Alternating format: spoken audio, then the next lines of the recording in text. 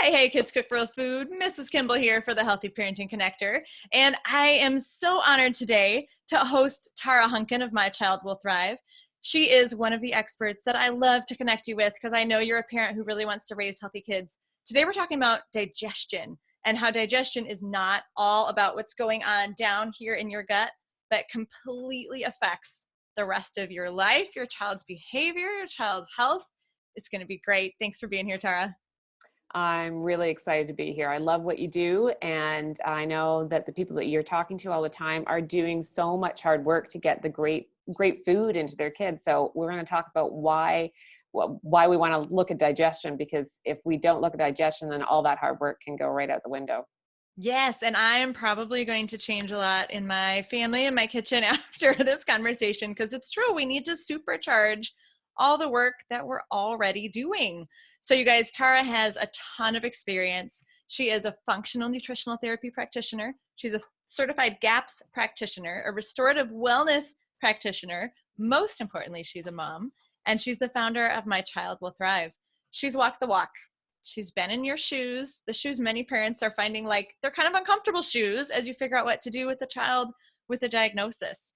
So let's talk about that. Tara, you were not a GAPS practitioner when your daughter started to show a lot of signs and symptoms of what sounds like quite a few neurodevelopmental disorders.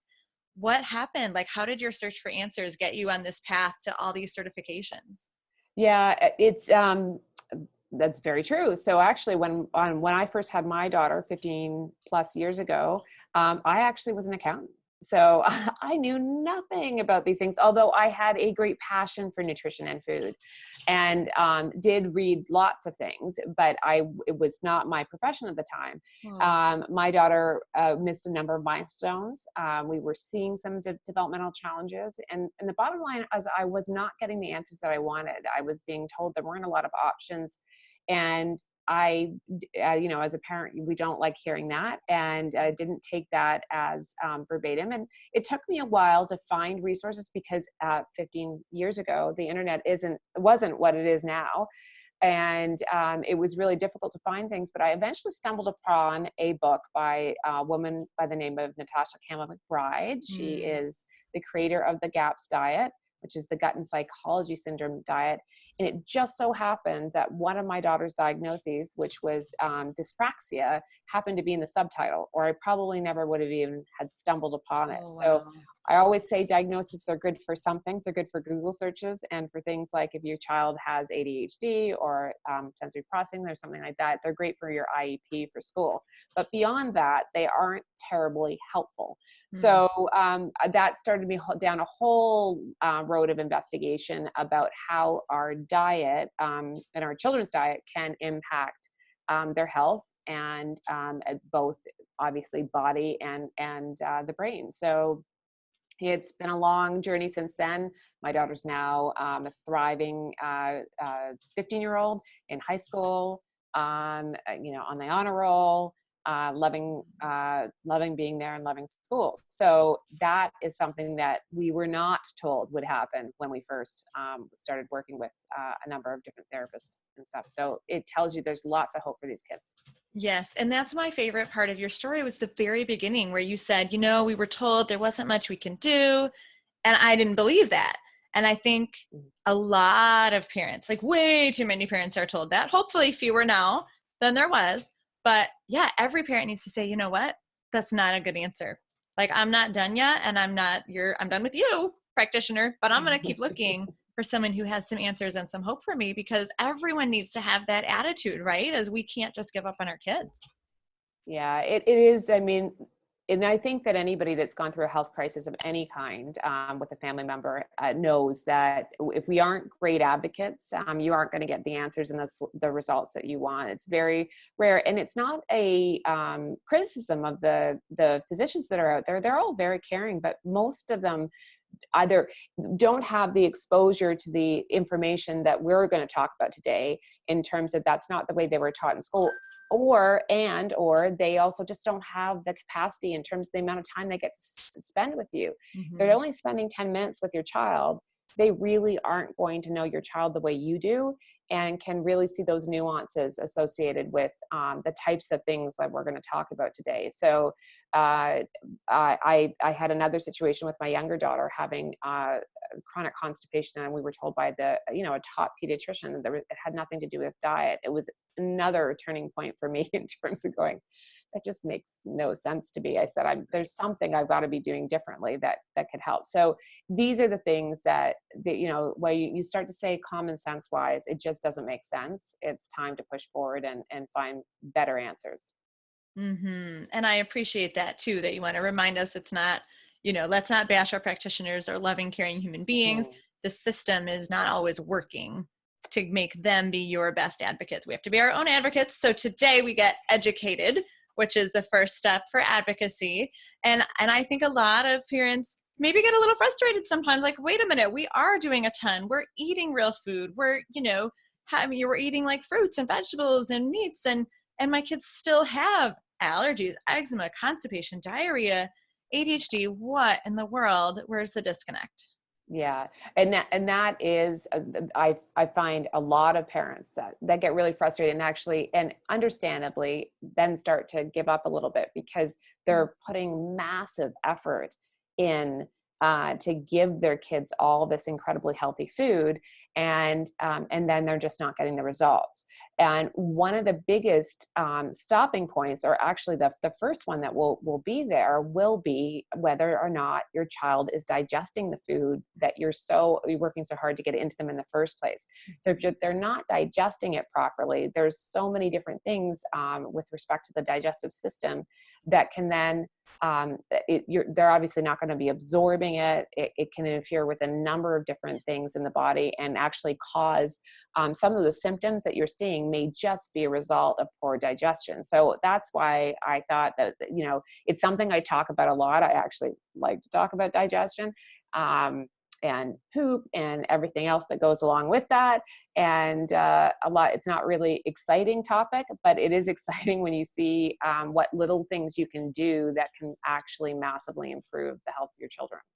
Yeah, absolutely. It's the whole system, right? Like, we can't just put good input into a broken system and expect a good output. We need to make sure the entire body is working well. So how do we assess digestive health, and what might be some signs that we know we need to think about our kids' digestion? Yeah, well, I mean, you've already mentioned a few of them already, and the obvious ones are those symptoms that are what we would call digestive symptoms. So things like diarrhea and constipation. And remember that constipation isn't just when your child isn't going on a regular basis, in terms of they should be going to the bathroom, having a bowel movement at least once a day.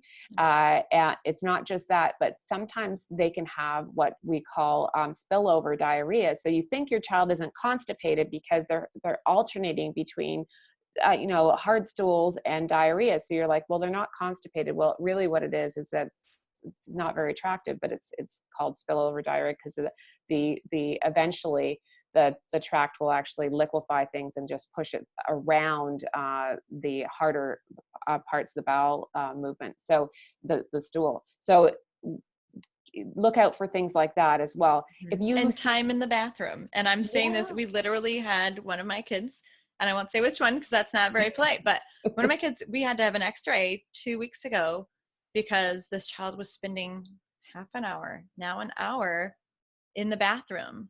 And it was exactly that. There's a huge block in there, and there was spillover. So the stool was still soft. So we're like, what in the world? Like, why does this child still feel like there's more to come? It's because it was stuck. So maybe I'll learn something really applicable today. Well, and it is, and that's an incredibly uncomfortable situation. And typically what parents find when they go into their pediatrician to talk about that, an x-ray is usually the typical thing they have done. I had that done with my younger daughter years ago. Oops, I just identified her. Sorry, sweetie. Well, it's an old story now, right? It's a really old story. But that is typically what they'll do. But then often what a traditional pediatrician will say is that many children have stomach pain and discomfort and are sitting on the toilet for long periods of time. and they will recommend a stool softener. And in my one daughter's case, they recommended her to take it for 2 years to retrain the bowel.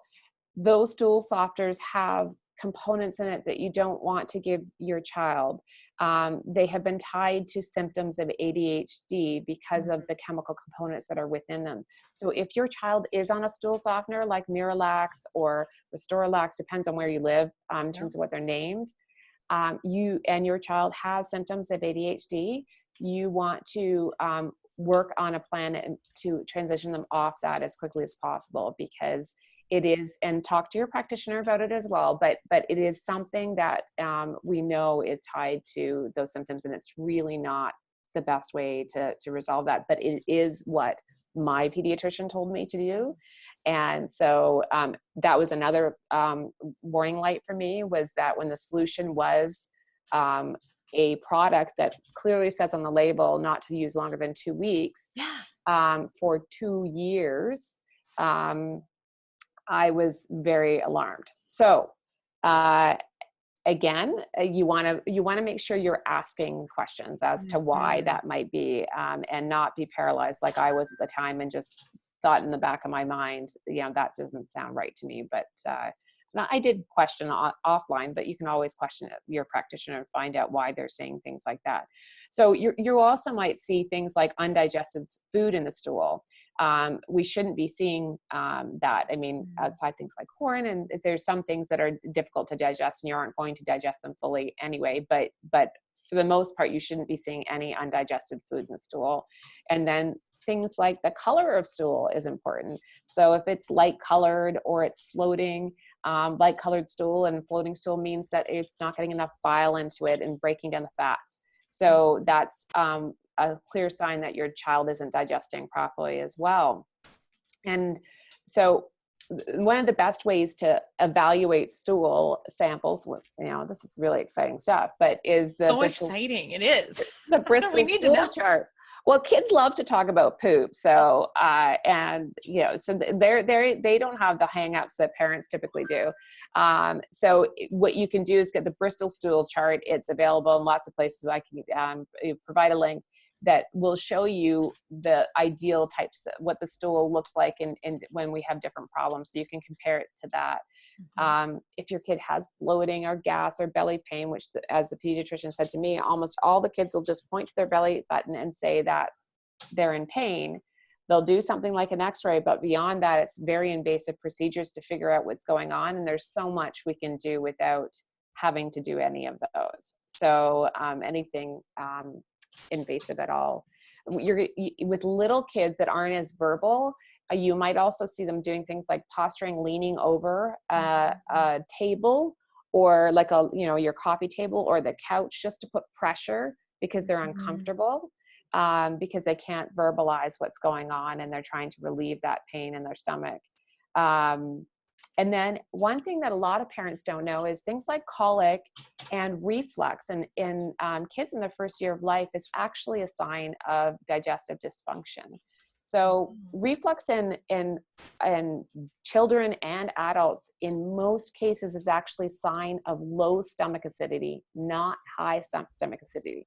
And that's, again, contrary to what we've been told. Usually if there's reflux, we're being given an antacid to bring that level down.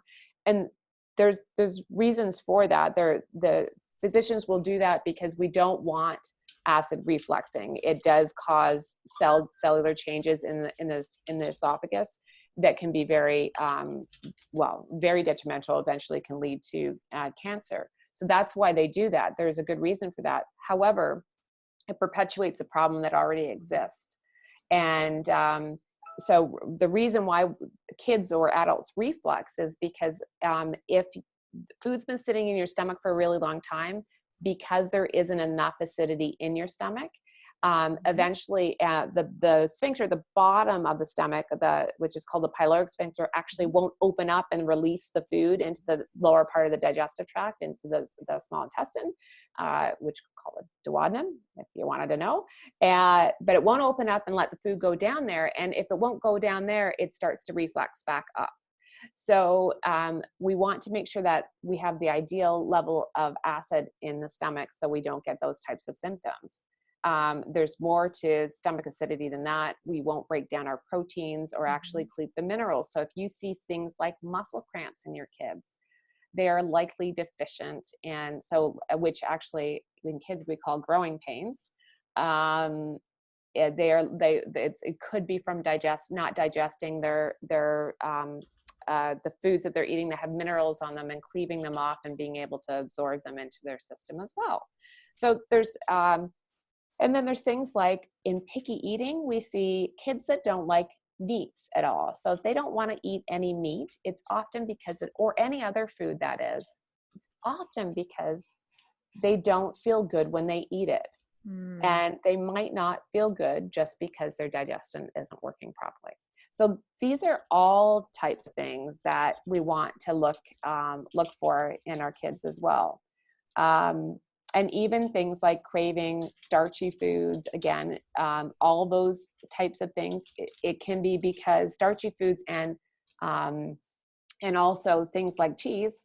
So that mac and cheese that your kid loves so much, it might be because they're not breaking down the proteins in it, and they actually leak into the bloodstream and cause sort of like an opiate-like reaction. They call them glutamorphins and casomorphins, and they give them an instant sort of high, so to speak. And so it makes you feel good. That's comfort food, right? Wow. Yeah. So if you're like me and I used to go and get my latte at my local whatever place, and the first sip that I would take, I'd be like, oh, it was like such a relief to do that. And it's because my brain was trained to crave it because I was not digesting the dairy in that appropriately, and it would give me a sense of relief every time I would have that latte. And that's the same type of thing your kid could be experiencing, and why they only want to eat mac and cheese or their grilled cheese sandwich or whatever it might be. So it's amazing how one thing, being digestion, can potentially cause all of these challenges at the same time. And then it goes even beyond that, which is, where you mentioned eczema and some of these other things. If we have digestive dysfunction higher up in our digestive tract, we're going to cause problems down further in the gut. And as we are learning more and more every day, when we have that digestive dysfunction, we're going to end up with what they call leaky gut. And when we have leaky gut, we start to have all sorts of immune and autoimmune type reactions in the body. So often what we're seeing on our skin is really just an expression of what's going on in our gut.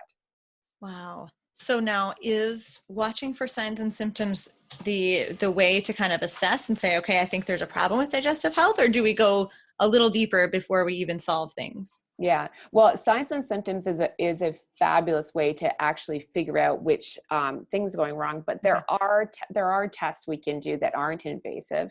They're a little yucky to do, but like collecting stool samples. So there are what we call a comprehensive stool analysis, or some people use a test called the GI map, which uses DNA sequencing of what's in the stool as well. But they are able to, there are functional markers within those tests. They're going to be looking for things like whether or not you are digesting fats properly. It's going to be able to tell you whether there's some inflammation in different parts of the GI tract, without getting really specific on all the different things. It's going to tell you whether there's a good balance of good and bad bacteria, whether there's any type of parasitic infection or things like that. And then another test that a lot of practitioners like to do is called an OATS test, which is an organic acid test, which is a urine test. And that also can give us a lot of information. There are metabolites within the urine that can then give us information as to what's going on in the body. And in particular, there's a number of markers on that particular test that can tell us what's going on in the gut. So those are two good ways to test for dysfunction in the digestive tract and in the gut in particular. The one thing I will say though too is that if your child, and get into that a little bit more, but if we know that our child is an anxious child, if they're stressed in other ways, that's going to be a sign right there that we absolutely have to look at digestion. And we can talk about that more if you want. Yeah, well, I'm so curious because stress is obviously a huge problem. I think anxiety, I say it over and over, it's that the anxiety is the graph in our kids that's going upward at the most alarming rate, and the younger kids. So is anxiety the cause or effect of poor digestion? Well, it can be the cause of poor digestion. So Okay. when we are in a stress state, and you may have talked about this in previously, but when we're in a stress state, we're in what's called a sympathetic state. And digestion only occurs properly in a parasympathetic state. So in a rest, what we call a rest and digest state. So if we aren't, or our children aren't in that parasympathetic state when they're sitting down to eat, their digestion is already going to be off, because digestion actually starts in the brain. And when the brain then starts to signal the salivary glands to release salivary lipase and amylase, which start to digest the fats and the proteins, and the chewing also helps to signal that, but it also starts to signal the stomach that the food is coming. So it's what we call a north to south process. So it starts in the brain, and then obviously the stool comes out at the end of the GI tract. So if the brain isn't on side, we're going to have a cascading effect of dysfunction further down in the GI tract. Wow. So this is also big note to parents who are eating at their desk, eating rushed, eating standing up. And I'm talking to myself because even though I know this in my brain, don't always implement it in my actions. So time to recommit to that, Katie. Okay. So yeah, that's a big deal. It is a big deal. We have to slow down. We have to slow down, and we want to make sure that we are addressing stressors in our kids' lives and our lives as best we can. It is difficult. If you have a busy family and they're off running around doing things, and I know how hard it is to sit down for a meal often, especially if you're running kids to different activities after school, but understanding that that's going to be a key factor. Like I said, if you're going to all that effort to prepare the food, we want to make sure that once our kids are eating it, that they're actually getting all that nourishment that you've gone to such great effort to do in the first place. Yeah, sometimes I picture like half the plate being thrown away if we don't start the meal right. So even like, let's say we are running to a sports practice or a game and we have to eat dinner in the back seat, but we've packed our nice like Whole Foods dinner. We didn't go to McDonald's. Can we do anything to initiate the parasympathetic state even when we're sort of on the go? Yeah. Well, I mean, part of it will be that the tone you set, right? So it's the tone we're set. If we have that rushed tone, our kids are going to feel rushed too. So we need to set the tone. I mean, if you ever do any breathing or meditation type exercises with your kid, it's doing that to downregulate the system and get them into a more relaxed state. If they enjoy music and singing is a great way to do it, because our vagus nerve is one of the things that helps get us into that parasympathetic state. And we can activate the vagus nerve by singing. And so if that is something that they enjoy and it's going to make them, smile or laugh or do any of those things to get them into a different mindset than that rushing out the door, it's definitely something we can do. But in the absence of those things, and if your child is going to be running off into a game right after that, so they don't even have 30 minutes between the time they eat to the time they're in something, you might want to talk to your practitioner about some kind of digestive supports that you can put in place.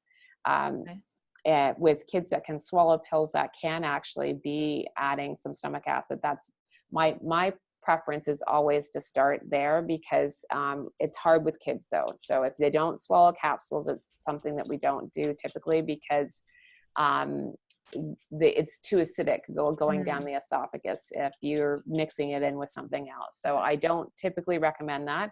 If they can swallow a capsule, they can take stomach acid, and there's a process to determine how much they actually need, and it's something you can work on.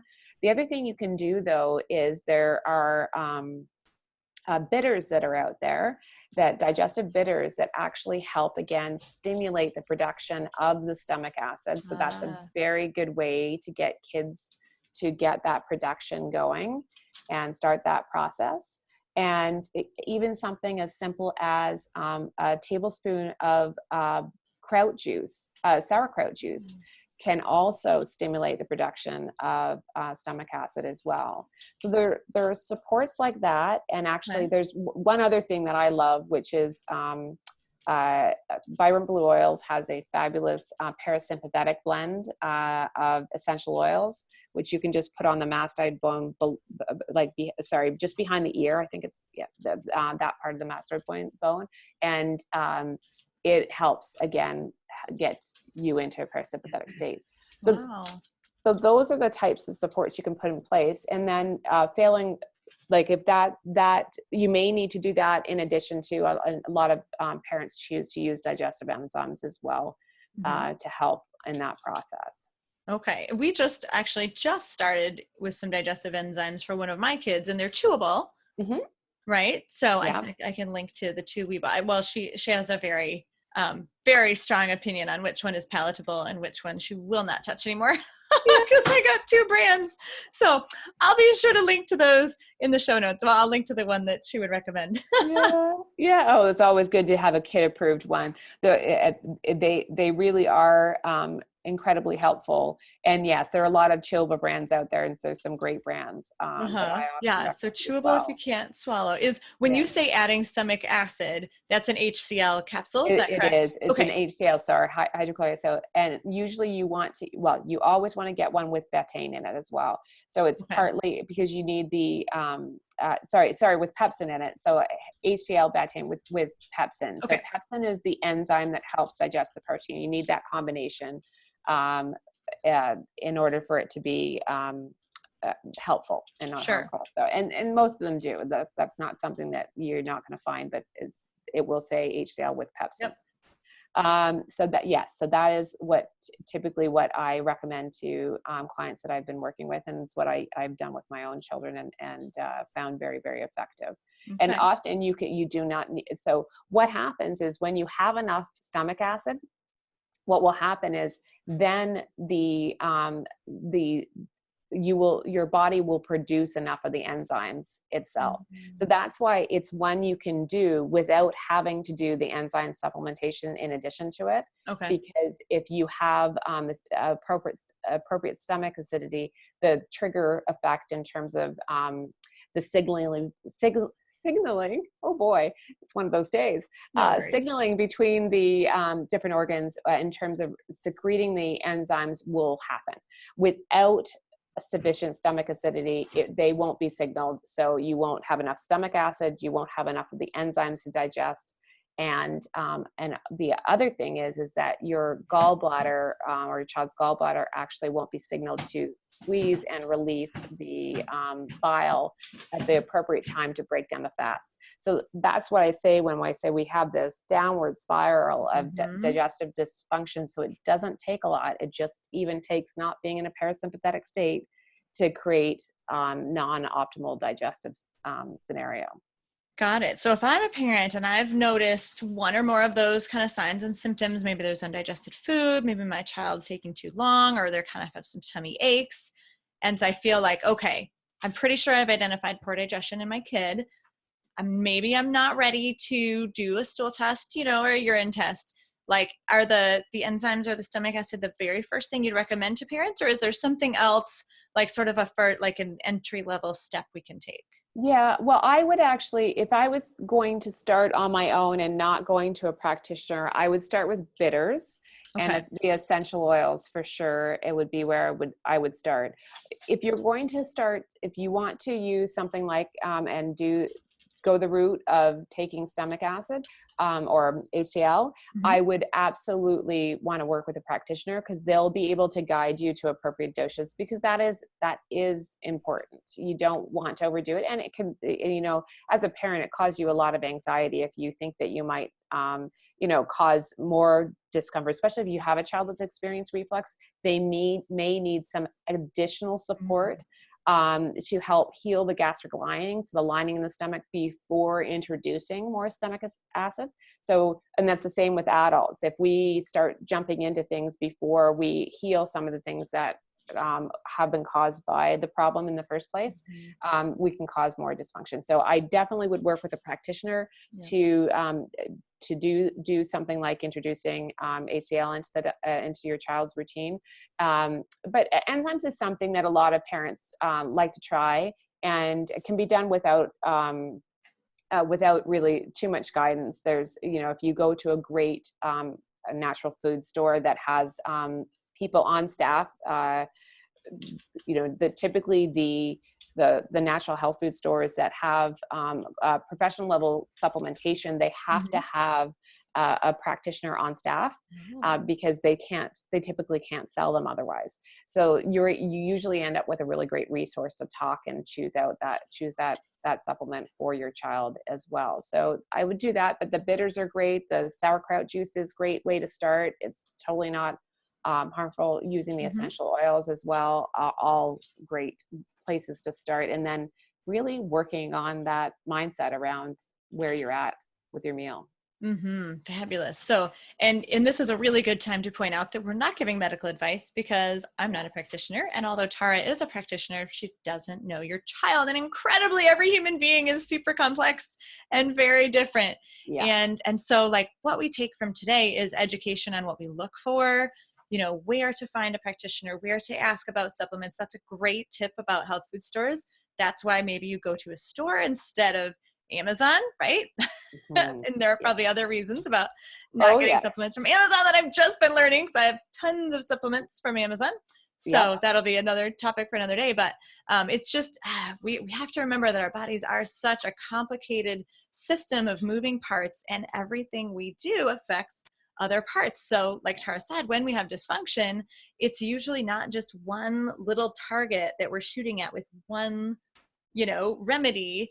It's how do we figure out all the way back to the root cause and get the right remedy at the root cause. So, spiral everything back together so that we're back to good health. And, you can't just do that with a list. Can't really do that with a checklist without the expertise and information that a practitioner would bring to you. So super important. I love that. It's nice to know that we can do a few things though. Do you make your own bitters, or do you have a brand that you prefer? There's a number of different good brands out there. I do not make them. I used to make a lot of stuff at home. Over time, the great thing is that we have more and more access now.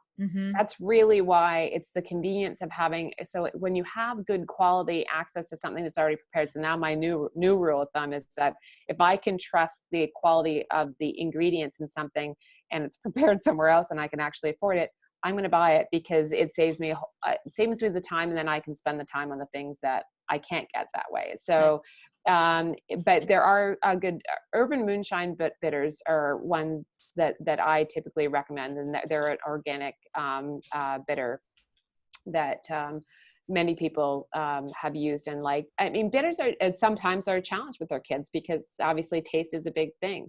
So, and bitters are meant to be bitter. They are not going to taste sweet. So it's a matter of whether or not you can get that into your child. And that's why we look at all the different things that we can try to do, because they're not all going to work for every child just because they won't take them. Compliance is a huge thing, but the sooner you start with your child, the easier these things are. And the reality is, it's just getting that taste into their mouth is enough to start that digestive cascade. So it is that taste. It's not just it's the signaling by getting the bitters into their mouth. So, if you can be sneaky about it, they'll eventually catch on, and they'll probably run away from you in the morning if they don't really like them. But some kids don't mind. You'd be really surprised. And if you don't make it a big deal before you give it to them, they likely won't make it a big deal. And we tend to do that. We anticipate the reaction, and their behavior kind of mirrors that anticipation of the rejection of something we're going to give them. So try and go into it, oh, this stuff's supposed to be great. You want to give it a shot? Or see what happens. Yeah, we ordered the digestive enzymes for one particular child for one particular reason. And then, I kind of, the other kids were like, what are those? What are they? Do I get some too? And I'm like, well, I mean, I guess you can have some. But I think because I was kind of like, oh, like, I don't know if these are for you. Like the reverse psychology kicked Yeah. in. So now my littlest one, especially every day, he's like, can I have a tablet? Can I chew it? I'm like, okay, I guess, like, I guess you can have one. And it's just, not all kids work that way, but sometimes acting like It's it's true. special or like it's yours, if you take it first, that's another good little parent ninja trick there. Um, Exactly. so Tara, we've talked about what to look for. We've talked about how stress is involved, and I'm already like, I often serve meals in a really stressful fashion, right? Like, let's hurry.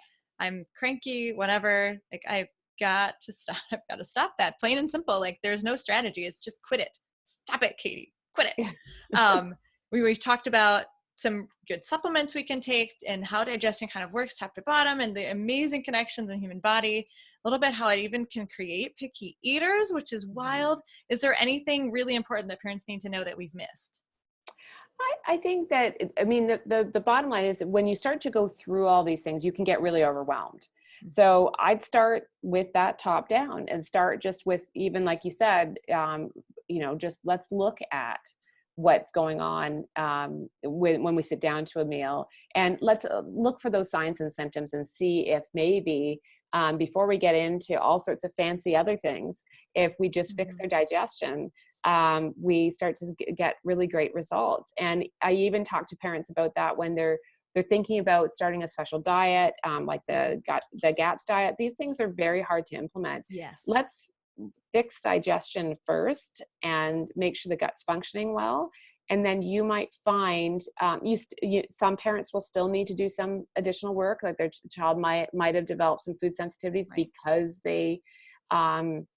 because their guts was having so much trouble, and sometimes we need to take those out before we're going to get full healing. But start with the basics, and so you don't get overwhelmed, because doing everything doesn't, and then not being able to follow through because it's too much, is not going to serve you or your child really well. It just gets really frustrating for the both of you. So I say that from experience. I am a type A. I just pulled the Band-Aid off and dove right into a whole bunch of things. I don't necessarily think that's right for everybody.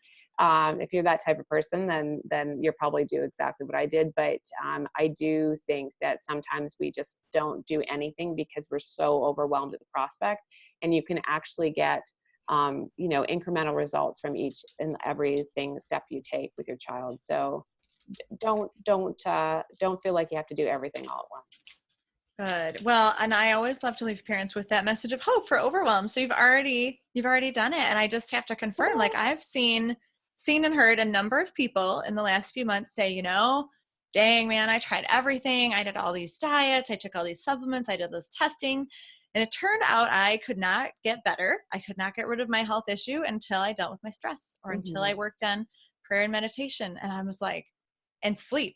Right. And it's all these things that we think of as last. We think of as like, when I feel better, when I address my food issues and I get on the right diet and I lose 10 pounds or whatever it is, then I will sleep. Right.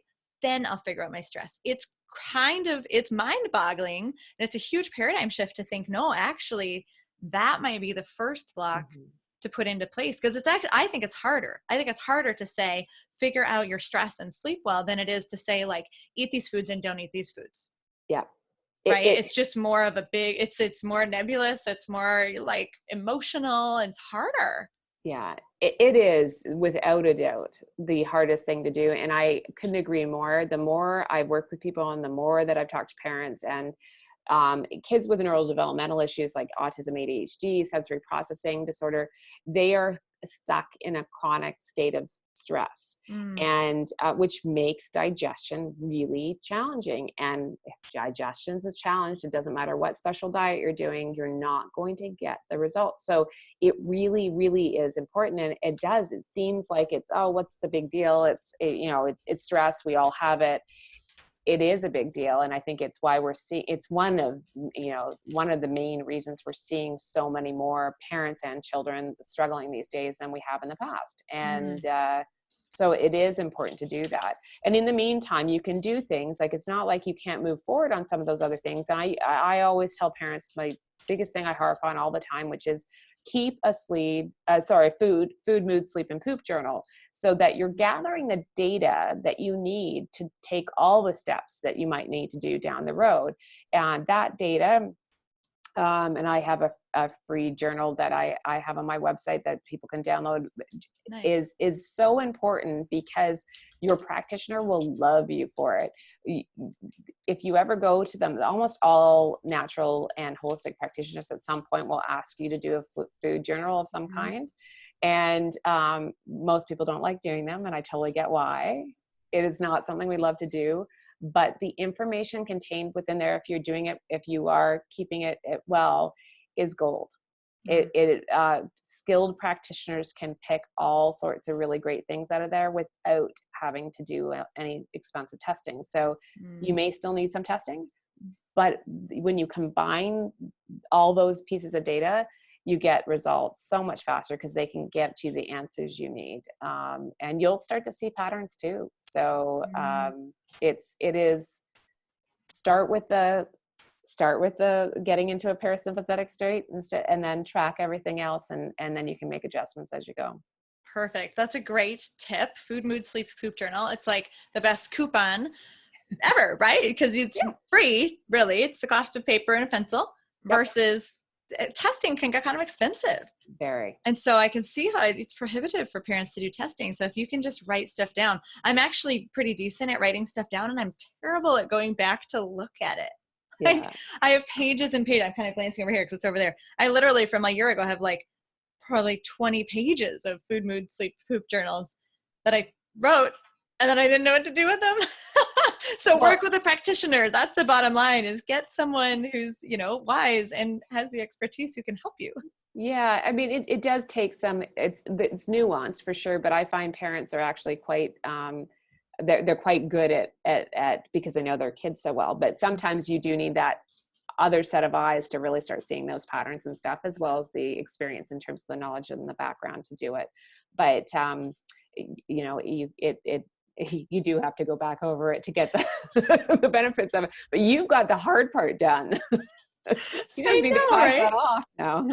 I do the same thing with time. Like, I'm supposed to time track for business to see how I spend my time. I time track great, then I never look at it.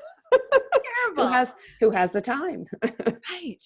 So, and that's the final word, right? Is we can't do it all. But with every little bit of education, some of you out there might have one of your children who you're thinking, like this totally described them. And especially if you're seeing some neurodevelopmental stuff like autistic tendencies or ADHD, or just, learning difficulties, anxiety. Anxiety, I think, can be on the other end too. It can be an effect in a way because of the gut-brain connection. So like the bottom line is, there are options, there are solutions. Never take no for an answer when it comes to your child's health, because if you get the right practitioner who can really dig in and pull all the threads and unravel it all, there's something down there at the bottom, and sometimes it's digestion. So thank you, Tara, for educating us all. This has been fabulous and fascinating. I really appreciate it. Well, I appreciate you having me here, and I hope that it gets everybody just that one little step farther down their path to getting their child to thrive. Yes, knowledge is the beginning. So Tara Hunkin, My Child Will Thrive. We will link to all the places they can find you anywhere we share this video. And next week on another episode of the Healthy Parenting Connector, I will be back to connect you with yet another expert who has the information you need to raise those healthy kids with as best as we can without getting overwhelmed. See you next week, everybody.